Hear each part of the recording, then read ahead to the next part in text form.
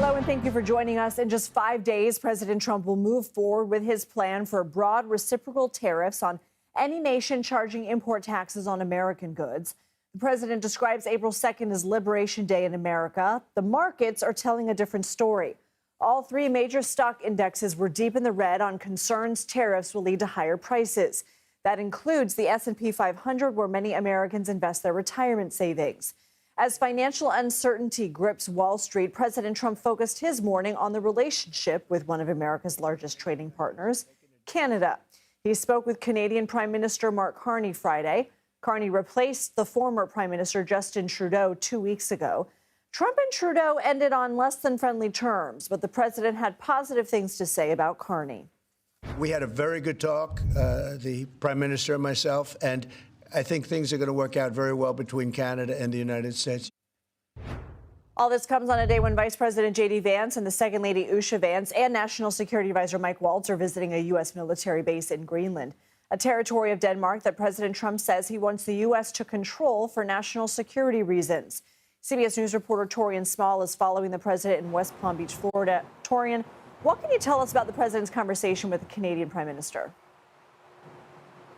Yeah, Lindsay, not too much of a readout from this conversation outside of the fact that the president said the conversation between himself and Carney went well. It's also interesting to note that he is correctly addressing him as the Prime Minister of Canada versus governor, something that he's been mockingly calling the predecessor to Carney, Justin Trudeau. I should also mention, or Trudeau, I should say. I should also mention, though, that this is around a time where Canadians seem to be united, at least when it comes to politicians, around holding a strong front to the United States' increasing trade war with its closest ally to the north. The Prime Minister also is in lockstep with his opponent, essentially, Ontario Premier Doug Ford, who came out last week saying that his goal moving forward as a conservative politician, but also as Ontario's premier, is to minimize pain for Canadians and maximize pain for Americans. We'll see in the coming days whether or not these talks and negotiations would yield some lessening or tampering down of conversations. But we do know that these conversations, or rhetoric, I should say, we should know that the conversation will continue, though, Lindsay. The markets didn't seem to like the president's tariffs plans. President Trump has celebrated past market gains. How does he react when things like today happen?